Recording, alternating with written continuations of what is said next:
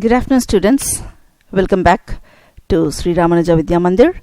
And now we continue with the poem As I Grew Older, written by Langston Hughes. So we've completed a part of it in the previous live class. Now we continue the second stanza. And then the wall rose slowly between me and my dream. Rose until it touched the sky shadow. Now, Hughes says, when I was a small fellow, I used to dream the American dream. He says, I will have equality among the Americans. I am also an American. I have a liberty in this country. He used to think. But as he grew older, he understood the discrimination between him, that is, the blacks and the whites. He understood. And then he says, and then the wall rose slowly. The wall. What is the wall standing here, students? It stands for metaphor. Can you see? He says, then the wall.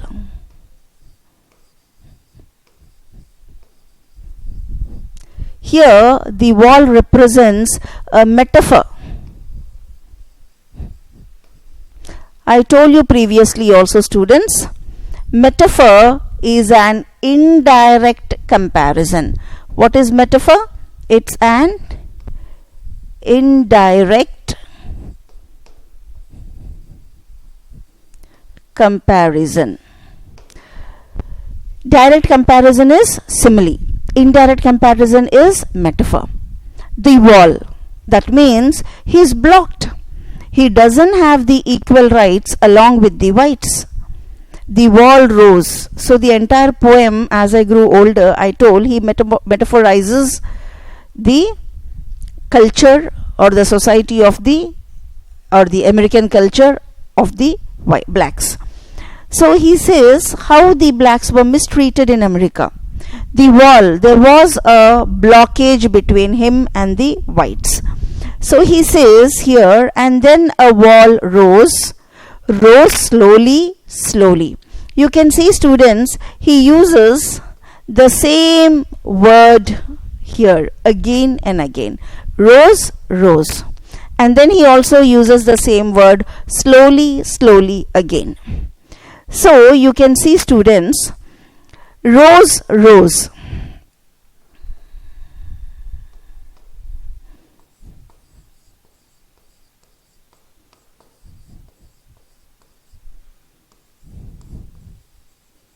Slowly.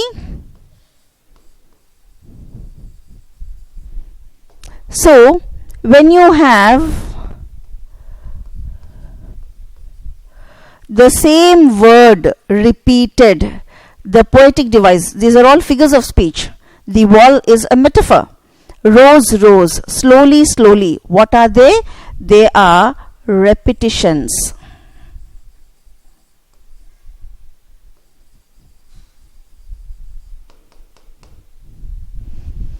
Okay, they are repetitions.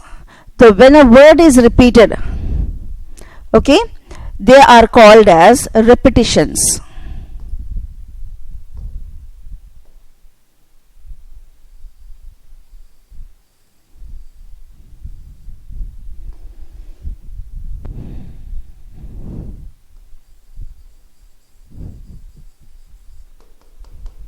When a same syllable, I told you in the previous lecture, when a same sound is repeated, we call it alliteration. When a same word is repeated, rose, slowly. When a same word is repeated, it's called repetition. And when a same sentence is repeated, it's called refrain, refrain, refrain. Men may come and men may go, but I go on forever. In the Brooke poem, you have the same sentence repeated. So when a sentence is repeated, it's called refrain. When a word is repeated, it's called a repetition. And when a syllable or sound is repeated, it's called alliteration. So here you have learnt two new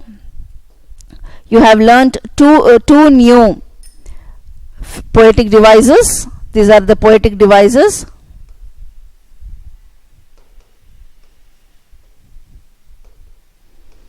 Okay, you have learned two poetic devices, that is metaphor and repetition.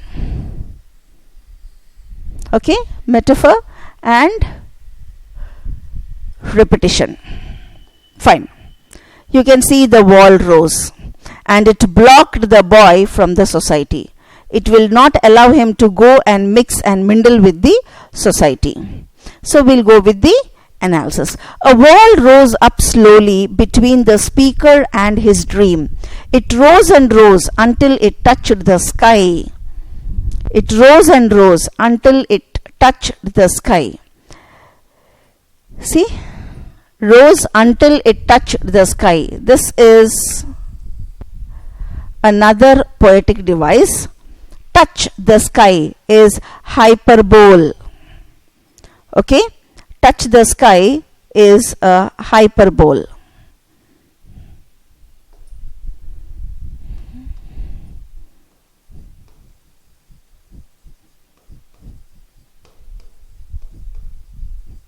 What is touch the sky?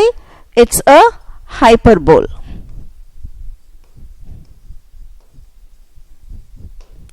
What is the meaning of hyperbole? Something which is presented to be very, very big, huge, beyond the limits. How can a wall touch the sky? Nothing can touch the sky. So you make something very huge and big. You know, you emphatic something to be very, very big and huge. That's called a hyperbole.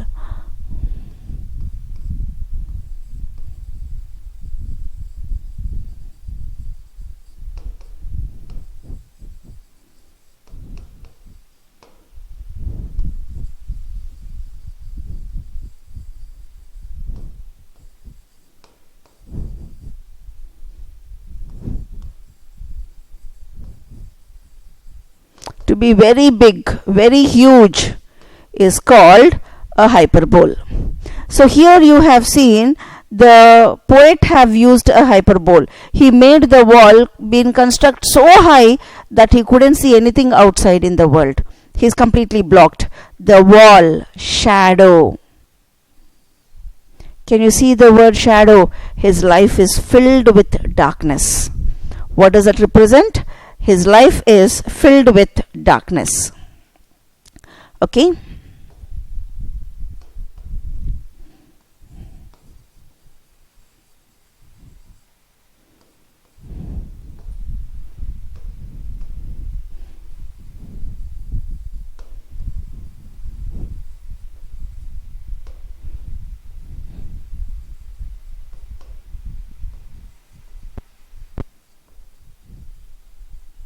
His life is completely filled with darkness. So now we will go for the analysis, students. The wall rose up slowly between the speaker and his dream. It rose and rose until it touched the sky. The wall has become so big that it did not allow the poet to visualize, to enjoy the American culture. So now we'll go with the description. Before it, the wall is a shadow which left the speaker in darkness away from the sunlight. I've told you. What is shadow? It shows his darkness. His life is filled with darkness. It shows that the speaker,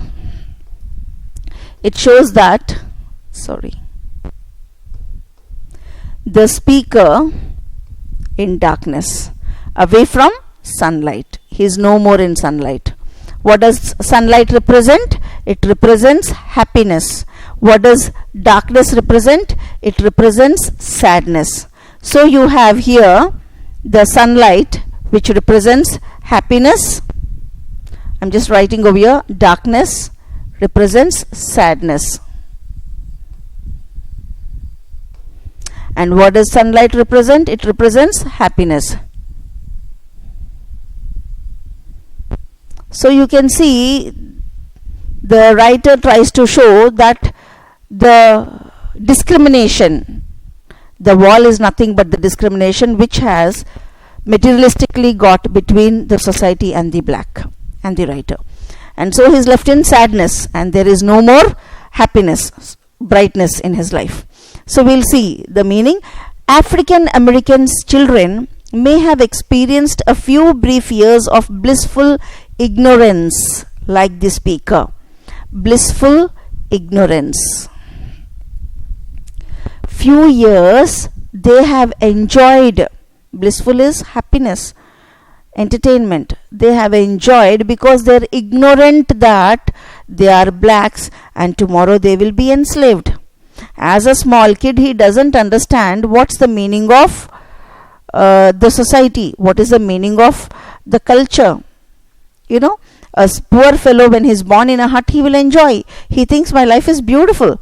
Unless and until he grows big, and when he comes into his society, people will discriminate him because he is economically weak. In the same way, these black children, they are blissful, they are happy because they are ignorant. Ignorant means no knowledge. They are innocent. They have no knowledge that tomorrow when they grow big, they will be rejected from the society because they are blacks. They will be discriminated. They will be insulted. They don't know all these things. So you can see African American children may have experienced a few brief years of blissful ignorance like the speaker, but they all eventually became aware of their status as second class citizens. They are no more first class citizens. Though you are born in America, though for many generations you are in America, you are there in America for many generations, yet you will never be accepted as equal to the white. You are a black and you are a slave. So this understanding comes as he grows older. He understands that they are second class citizens. A wall of injustice that rises up to gradually block the sunlight. The wall, what is the wall? It's the injustice. There is injustice for the blacks. They are never given equal rights with the whites. So the wall of injustice that rises up, it rises up as if it was touching the sky. I told you it's a hyperbole. Rises up to gradually block the sunlight. So now there is no more light in their life. What does light represent? Happiness, enjoyment. There is no more. Their lives are full of darkness. Just because the wall has risen up, though it does not mean that the dream ceases to exist, the speaker simply cannot see it anymore. See, just because the wall has risen up, because the discrimination or that separation between the blacks and whites he can experience now, it does not mean that the dream ceases. Ceases means removed, gone. It doesn't mean that the dream, whatever they have, it's gone out of their hand. It doesn't mean it. It doesn't mean that he has lost his dream. No. But still, he is not able to cope up his dream because people are not allowing him. See, for example, you want to become a good musician. You love playing guitar. But when your parents doesn't agree, when your relatives doesn't agree, even your teachers doesn't encourage, you feel your dream is snatched off. You feel your dream is gone. But still, secretly, without anybody knowing, you're spending in some friend's house and you're learning. That's a second matter. Okay, maybe you're making your dream come true, but you're struggling for it. Same thing, it does not mean that the dream ceases. It does not mean that the dream is snatched off to exist. It's completely gone. No, it doesn't mean that. But the speaker simply cannot see it anymore. He can finally find that his dream is not going to come true because nobody is encouraging it.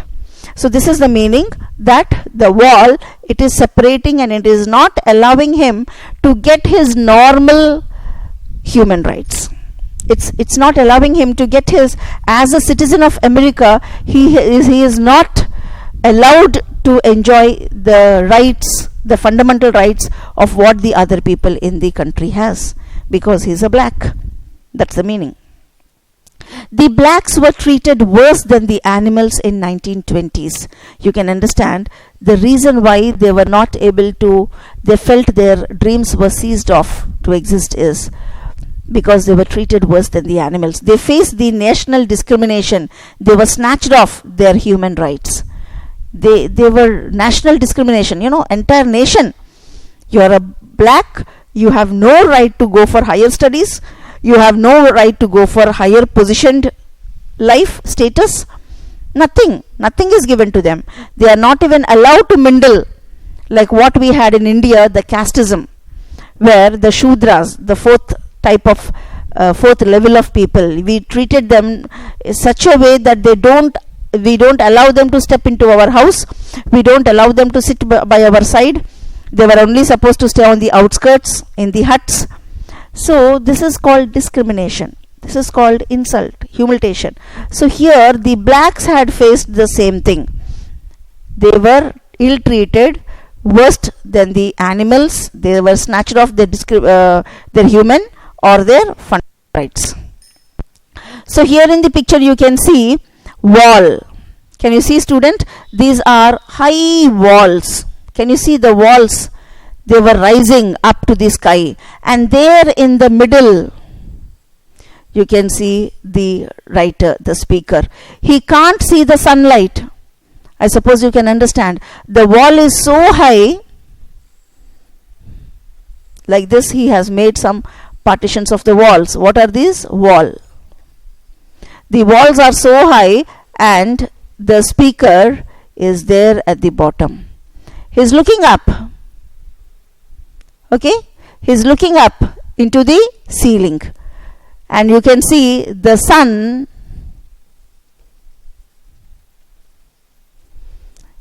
The sunlight is also not touching them. They were inside. They were deep inside. These are the walls.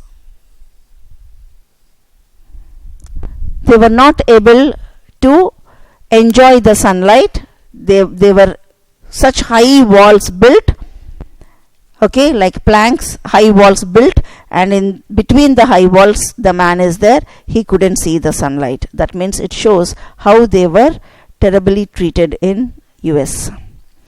I am black. I lie down in the shadow. No longer the light of my dream before me, above me. Only the thick wall, only the shadow. Can you see? He says, only the walls. In front of me a wall, behind me a wall, on the sides of me a wall. And I couldn't see even the sun. There is only walls everywhere. Okay? So he says, I couldn't see anything. I can only see the walls.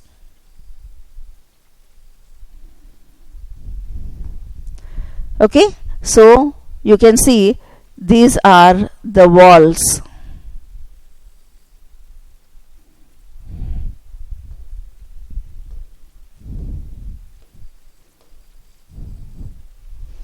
So these are the walls. So in the walls he is completely submerged.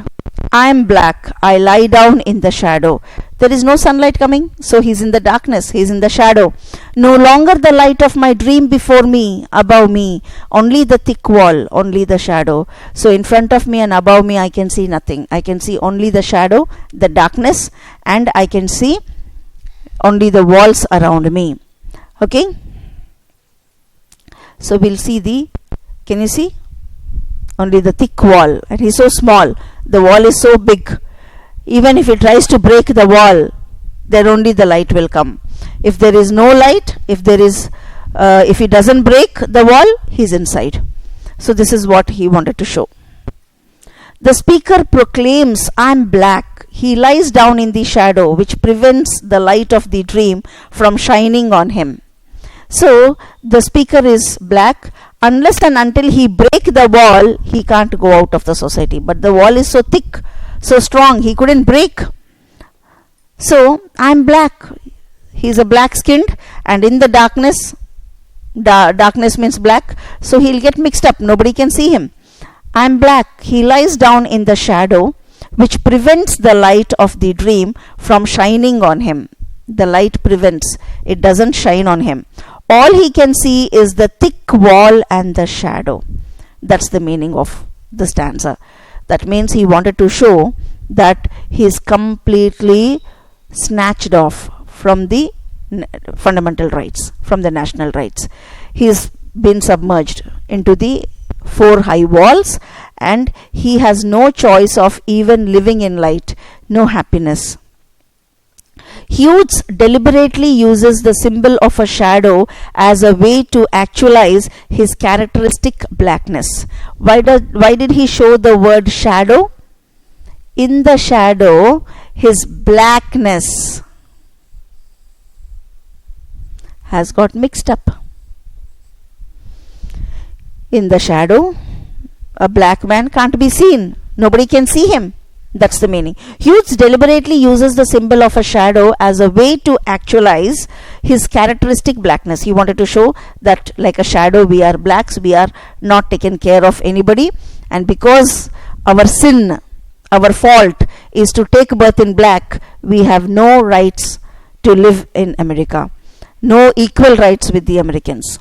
Because this speaker's race is a barrier that is keeping him from achieving his dream.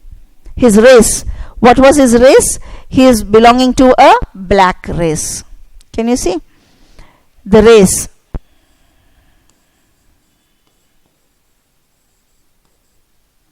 He belongs to a black race, and that is why it's a barrier. Barrier means a obstacle, a barrier, a wall. So here what is the barrier? The wall. The wall acts like a barrier that keeps him from achieving his dream. Though he is talented, he can't go for higher positions and higher studies because he is born a black. When the narrator describes lying hidden in the shadows, Hughes invokes Ralph Ellison's depiction of his African American narrator and in Invisible Man, which is written in 1952. Invisible Man was written by Ralph in 1952. He so beautifully shows in the Invisible Man how people has discriminated the black. He's a black. He writes that though he's materialistically visible, he's there, still when nobody visualizes him, nobody identifies him. I tell you students, generally when we see a beggar or when we see a poor man, we think how sad. Okay, not a beggar, say for example your servant. We will feel how sad the person is economically down. He doesn't have all the luxurious life or at least basic needs for his life. How sad. God has given him a life in a poor family.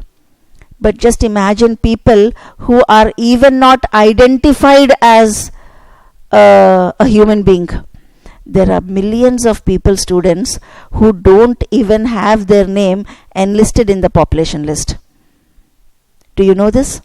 There are millions and millions of people whose name is not there in the population list. So who are there?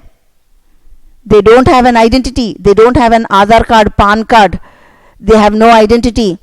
Tomorrow who is going to give them a job? Even from one school to another school, if you have to change, you need a transfer certificate.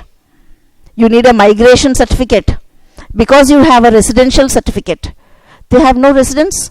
They are not in the population list. To which country they belong, to which city they belong, to which town they belong, to which area they belong. They are not there existing. Invisible Man. Now did you understand the meaning of this invisible man? Invisible man is not a spirit. Invisible man is not a person who is not visible, who is not shown. No. Materialistically, bodily, I am here, but I have no identity. Nobody recognizes me. I don't know who my parents are.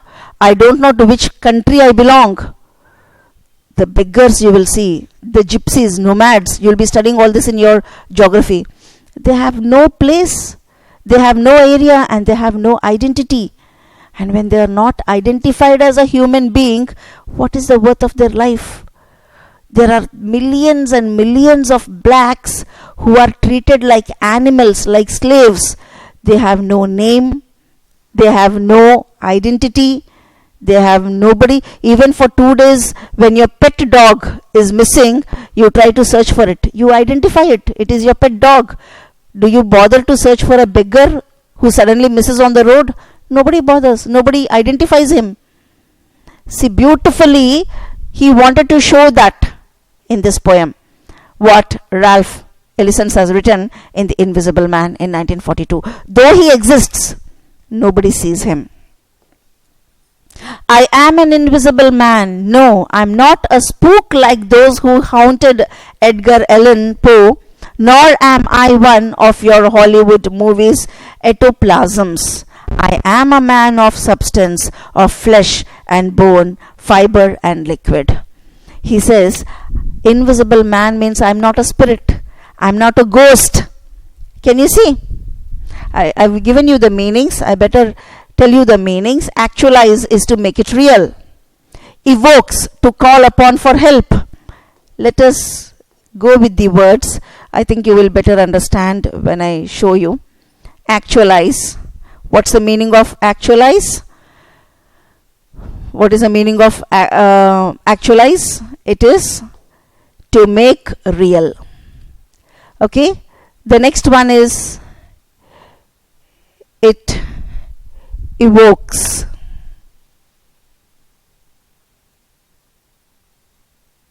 Yes. Invokes. What's the meaning of invokes? It is to call upon for help. Hughes invokes Ralph means he calls. He calls for his help the writings of Ralph, Invisible Man, to show how the blacks were treated. He calls upon. Okay? And then he says depict. Depiction. What's the meaning of depiction? A lifelike image of something. Depiction. That means something like a ghost, what we can say. It's something like a ghost. Depiction means. Okay? And then spook. He says, no, I'm not a spook like those who haunted. What's the meaning of spook, students? The meaning of spook is scare, fright, when you get frightened. No, I'm not a spook like those who haunted Edgar Allan Poe, who has frightened, haunted. Nor am one of your Hollywood movie ectoplasms. What's the meaning of ectoplasm? An immaterial substance, spirit, ghost. Suddenly you'll see some wind in your movies and all they'll be showing. No, I'm not that. I'm with body, I'm with flesh, but still people can't see me. Just like flesh and bone, fiber and liquid. I'm just normal like any other human being. But I'm not visible to the society. Nobody identifies me. That's the meaning. And I might even be said to possess a mind. I am invisible. Understand? Simply because people refuse to see me. I am with a body. I am with a mind. Even I possess a mind. I have feelings. I have a heart. Just like any other people, even I have a heart. I feel. I have feelings. I want to study. I want to move in a car. I want to have a bungalow. I want to have a rich status. I'm knowledgeable. I'm able to attain it. I'm intelligent. I can get it. But because I'm born a black and because people refuse to provide me all these things, I should be an invisible man in the society. So though I have a mind and a body, just because people refuse to see me, I'm an invisible man. See how beautiful the meaning is. There are thousands of life students. We are all happy. God is fortunate to be blessed us with a good family, good economical status, and good luxurious life. There are people who don't even have a life. Life in sense, they're just a body without a repetition, without an identity. Nobody bothers them. Nobody cares for them even if they dies. So, the Invisible Man beautifully shows that, Hughes beautifully shows Alf's Invisible Man, where he tries to tell that nobody, even the society, refuses to see him. That is why he is invisible.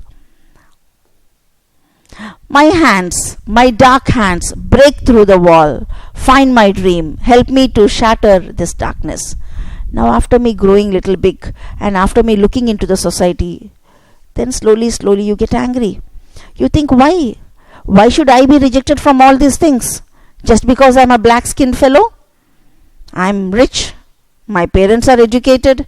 Even I wanted to be educated, but still they don't give us full rights, fundamental rights. They always refuse to see us in a higher categories. So why? Now the blacks started fighting. So this is symbolically to show my hands, my dark hands. That means he wanted to show that he belongs to a black race. He belongs to a black race. My hands, my dark hands, break through the wall, find my dream. I've showed you a picture where a big hole is created. They broke the wall. How thick the wall is, yet they tore it, they broke it. So you can see here the dark hands, they get pressed on the wall, and all the blacks, they will try to shatter off, break into pieces the wall. He wants to break through the wall and find his dream. He wants to see his dream. He wants to live equally. What was his dream? To live equally with the whites. So he wants to find his dream. He wants to break apart the darkness. He wanted to completely break off the darkness. As the poem progresses, I've shown you the picture.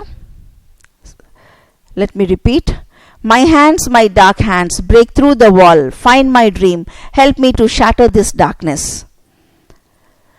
So he cries, my hands, my dark hands. He wants to break through the wall and find his dream. He wants to break apart the darkness. All the blacks want to break the discrimination between the whites and blacks. As the poem progresses, though the speaker's listlessness and apathy turns into determination and vigor, creating a shift of energy. You can see the meaning, students. Listlessness is the state of lacking energy. So you can see as the poem progresses, slowly when the poem goes ahead, you can see now the listlessness, that means unenergy. They accept we are black, nobody identifies us, we are invisible man. From that pathetic situation or a lethargic situation, sluggish situation, now he comes into a energetic situation. So you can see the speaker's listlessness and apathy turns into determination and vigor. What is vigor? Energy, get energy. Apathy, lack of emotion. Vigor, active strength. So from listlessness and apathy, he is coming back to energy, creating a shift of energy. What is the meaning of vigor? It's energy. He is now again building up his energy. He says, no, why should I accept this discrimination? Why should I be a doormat when all the whites are stamping and rubbing their feet on my back? I don't want to be a doormat. I will turn up. I will fight for my right, and I will live like a citizen in this America, he thinks. Okay? The speaker forcefully commands his dark hands to break through the wall so he can access his dream. He is no longer willing to let it languish beyond his grasp. Beyond means, grasp means holding. So, what is the meaning of languish? To lose strength and become weak. No, he doesn't want to lose strength. He is no longer willing to lose his strength and his hold on the society. He should have a hold on the society. That's the meaning. He wants to shatter his darkness and smash his night. He wants to shatter, break into pieces. Okay? We don't have the word shatter. Okay. He wants to shatter. Shatter means to break into pieces. I've given the meaning somewhere else. Shatter is to completely break into pieces. Smash is also to break. Smash this night. Hughes uses this violent language to show that the speaker is suddenly empowered and feels no equivocation or anxiety about what he must do. Don't think he's using a vulgar language or a violent language. He wanted to show his power. He's trying to, motivate the society. He wants all the people to be inspired by his words. So he calls upon all the blacks and he's motivating them and he's saying, let us break this wall. Why should, I've told you, Harlem Renaissance period, where he provokes all the people to fight against the whites. That's the meaning. Hughes uses this violent language to show that the speaker is suddenly empowered and feels no equivocation.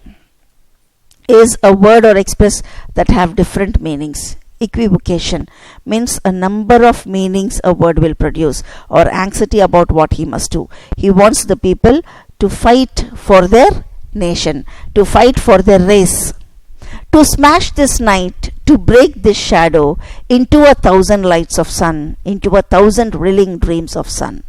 So what is he provoking his people to do? He is asking them to smash the night. What is the night? The meaning of night? Darkness. What's the meaning of night? It's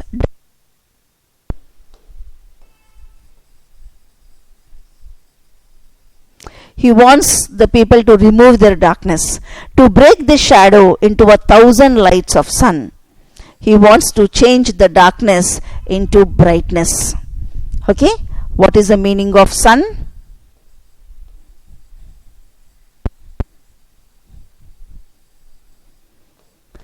So he wants the darkness to be changed into brightness, into 1,000 thrilling dreams of sun. Everybody, whatever they dream for, that must be there in their hands. Just because they're blacks, they should never be discriminated. That's the conclusion of the poem. Can you see how he breaks the wall and how he allows the sunlight to come into their race? There should be no more shadows or darkness for the blacks. And smash the night. He wants that shadow to break apart into 1,000 lights of sun and 1,000 thrilling dreams of sun. I've explained you. He wants to break, smash. He wants to completely destroy the darkness by producing the light. When the light comes, the darkness gets scattered. The concluding image is fantastic. As the speaker imagines the shadow breaking apart into thousands of fragments of sunlight and liberating the thrilling dreams of sun. How did he conclude the poem? In a positive way, in a optimistic way. He says the darkness will not be there. Everybody will have tough times, students. The poem is a message to you that never cry and sob on the bad situations or the barrels of your life. Whatever you want, God is not going to give you unless and until you work hard. Okay, enlighten yourself with workaholic nature.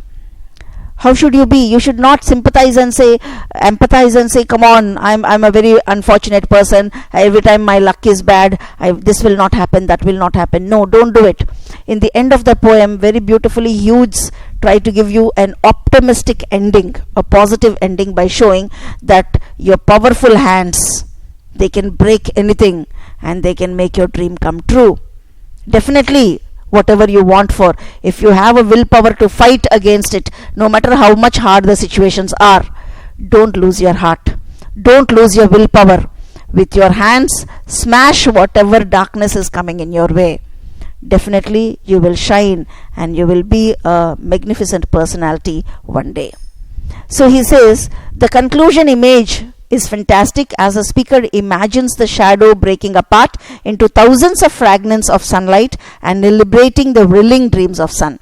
It's bringing, liberating means bringing. Here you have the meanings: detached portions, fragments, detached portions.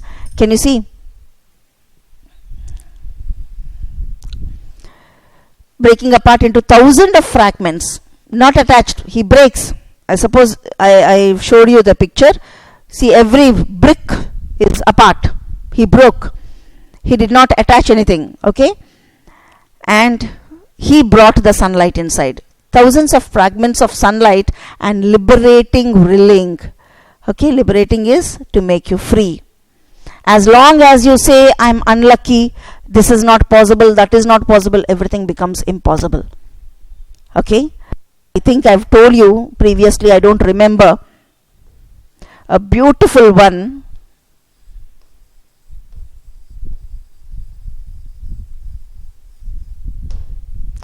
Meaning of impossible means nothing is possible. That means not possible.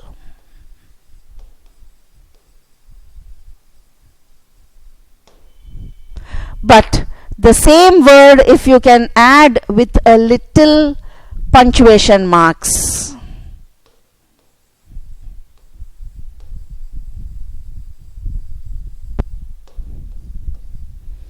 I'm possible, that means is possible.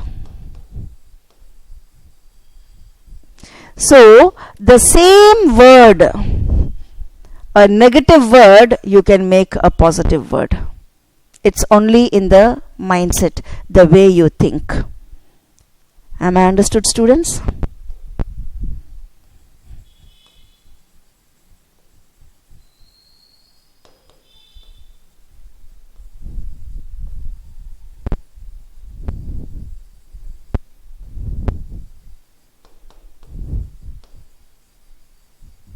A negative can be changed into positive only with your mindset.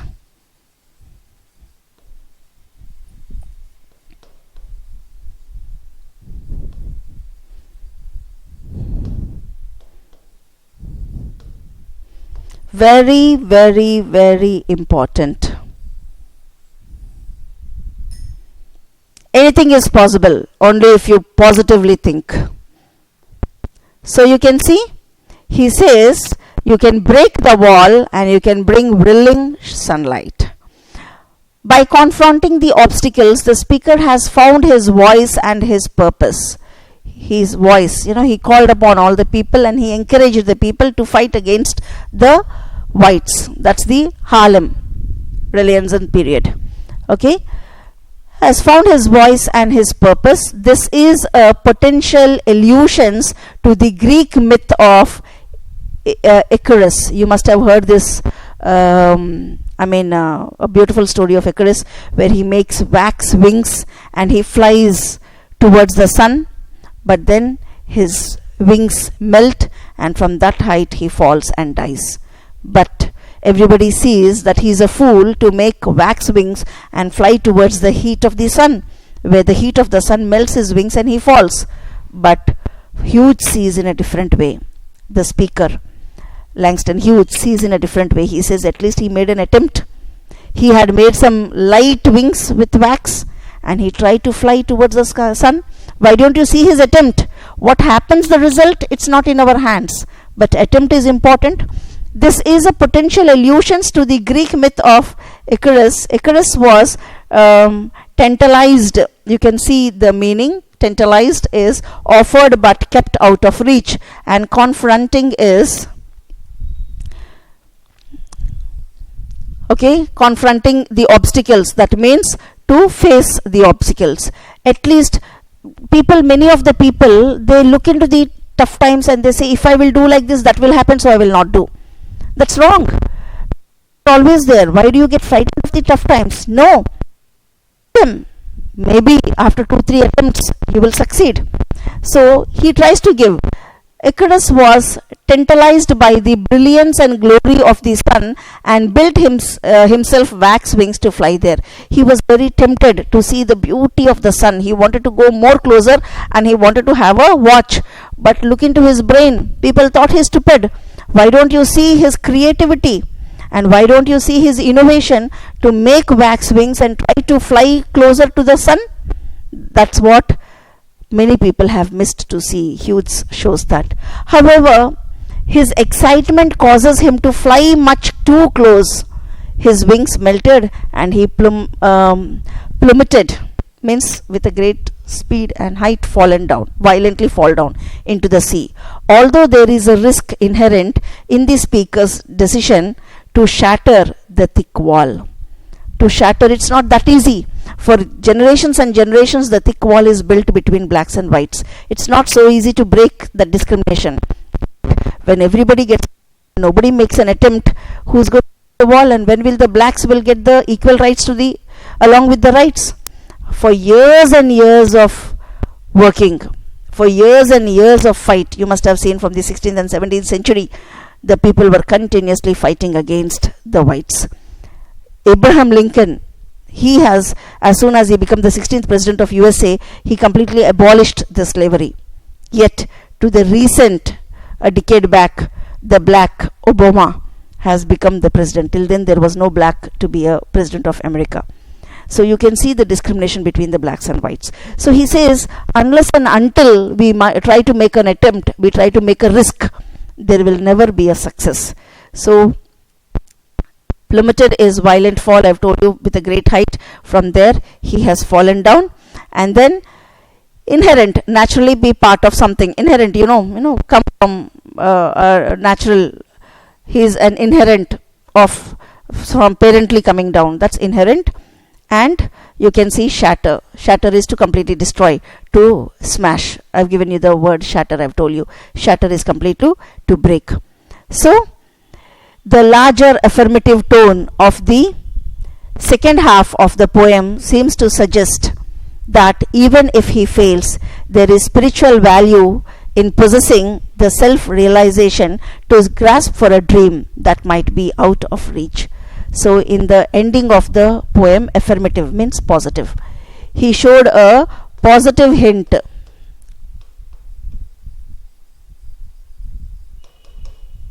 Showed a positive tone in the second half of the poem to suggest that even if he fails, don't worry, make an attempt. You may die, but still make an attempt. You must have remembered the freedom fight what we had with the British, how we were facing the British to quit them from India. There is spiritual value in possessing the self-realization to grasp for a dream. To make your dream come true, you have to struggle. You just sit or sleep on your bed, students, the dream will not come. You have to struggle, work hard. Everybody dreams to be having a fantastic life, but to make that fantastic life, you have to work hard. So that is what the end of the poem suggests. Okay, to grasp for the dream that might be out of your reach. When something is out of your reach it, grab it, but make sure you get it into your hold. So that is the ultimate theme or the message of the poem. So must have enjoyed the poem, students. Have a nice day. Thank you.